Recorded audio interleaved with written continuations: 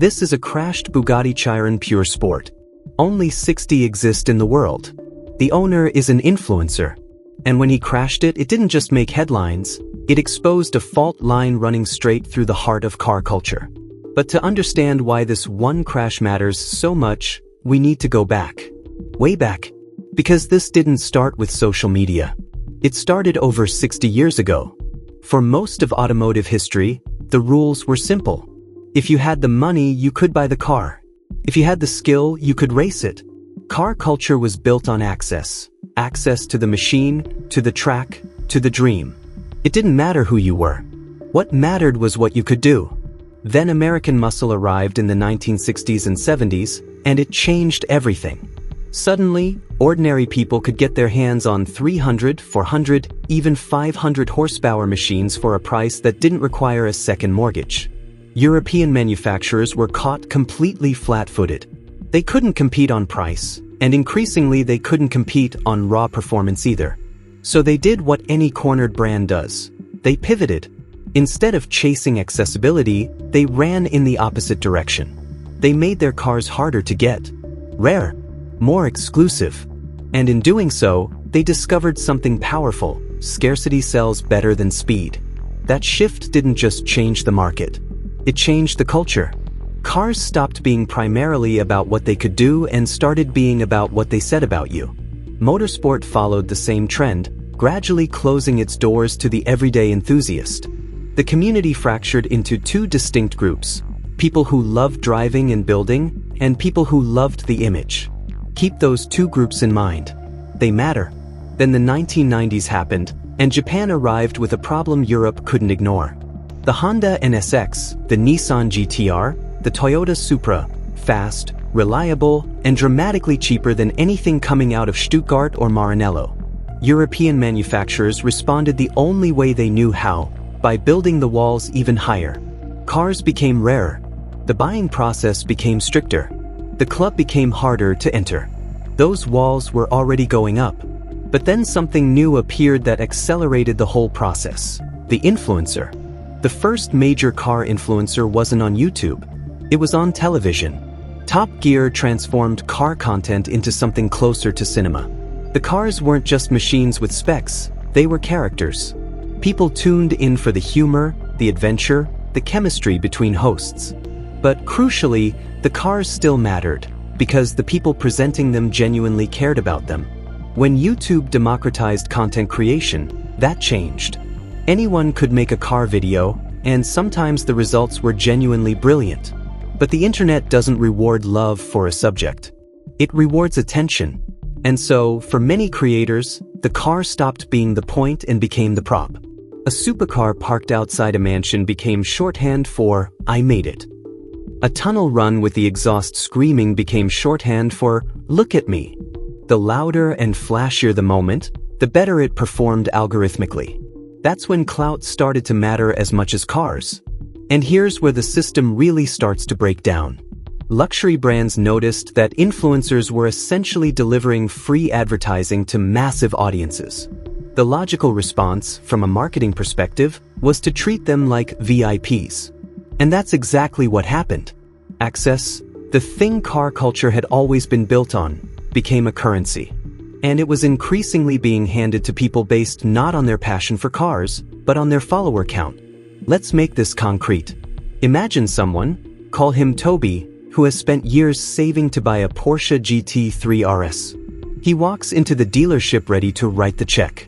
But he's told the car isn't simply for sale. He needs an allocation. To earn that allocation, he's expected to demonstrate loyalty to the brand first. Buy a Mekong, maybe a Cayenne, build a purchase history. The entry fee keeps growing, and even after jumping through every hoop, the dealer can still say no.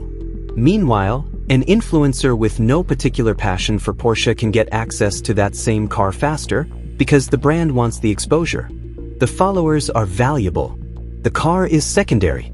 That's the fundamental flaw in the system. Genuine enthusiasts clear obstacle after obstacle while influencers receive VIP treatment for caring about the car least. And then it gets worse. Even when Toby eventually gets the car, he may find that he doesn't fully own it. Purchase contracts for high-end vehicles increasingly come with restrictions: no unauthorized modifications, mandatory servicing at approved dealers, and in some cases clauses that allow the manufacturer to take action if the buyer's public behavior reflects poorly on the brand. On one level, you can understand the logic. These are extraordinarily complex machines with extraordinary performance. The liability implications of having them in the wrong hands are real, but the system has become one where access is filtered less by responsibility and more by reach. Which brings us back to that crash Chiron. Alex Gonzalez, an influencer with serious money and a significant following, crashed his Bugatti Chiron Pure Sport. He decided he wanted to rebuild it. In the early days of the story, he leaned into the spectacle, posting online that he might 3D print replacement parts, giving Bugatti 24 hours to respond, keeping the drama turned all the way up. Bugatti did respond, privately, offering to manage the rebuild for approximately €600,000. Alex declined. The car would need to be shipped to Germany, and if Bugatti discovered further damage once it arrived, there was no guarantee the price wouldn't climb significantly higher. It was a reasonable concern. So instead, he partnered with Matt Armstrong, the man behind one of YouTube's biggest supercar rebuild channels, and the project began, documented publicly, episode by episode. Then Bugatti's CEO, Mate Rimac, stepped in. Rimac released a video explaining why Bugatti wouldn't supply parts or support the independent rebuild. His argument was primarily about safety. A Chiron traveling at over 400 kilometers per hour, with more than 1,600 horsepower routed through a carbon fiber monocoque chassis, is not a car you can properly rebuild outside of a factory environment. To address the damage this car sustained, the vehicle needs to be split in half, separating the rear subframe from the front, a procedure that requires specialized tooling and factory-trained technicians. Rimac stated that only a handful of places in the world have the equipment and expertise to do this correctly. Matt Armstrong's team pushed back.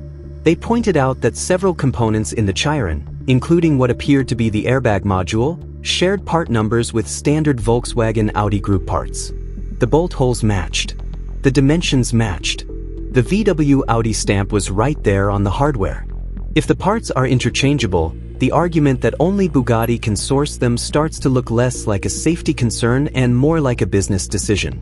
Rimac disputed this directly, stating that the Chiron shares no components with other vehicles in the group. The back and forth was civil but firm. Both sides made reasonable points. Both sides had things to gain.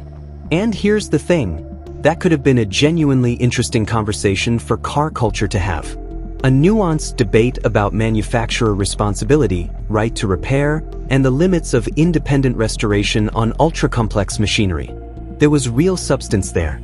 Instead, the internet turned it into a fight, framing Bugatti as a villain protecting profit over principle. The comment sections filled with outrage. The actual complexity of the situation, the engineering realities, the legitimate liability questions, the valid concerns on both sides, got flattened into a simple narrative, big brand versus little guy. That's the real damage the story has done. Not the crashed car. Not the repair dispute. It's the way it has deepened the split in car culture between the two groups we identified at the start. The people who love cars, and the people who love what cars represent. Because when a complicated story gets reduced to drama and sides, the thing that gets lost is the car itself. The influencer era has given car culture something it never had before: scale. Millions of people watching, engaging, caring. That's genuinely valuable. But it has also introduced an incentive structure that rewards spectacle over substance and image over understanding. And when that incentive structure intersects with the world of million-dollar hypercars, the consequences ripple outward. Brands tighten their policies. Parts become harder to source. Purchase restrictions grow stricter. The walls get higher, not because of enthusiasts, but because of the attention economy that increasingly surrounds them. Toby still has to buy 3 cars before he gets an allocation. The influencer still gets the call first. And somewhere in Germany, a Chiron Pure Sport sits waiting to find out whether it will be rebuilt correctly, rebuilt badly, or become the reason future contracts get even more restrictive. One crash. 60 cars in the world. And a fault line in car culture that was already there, now just a little wider.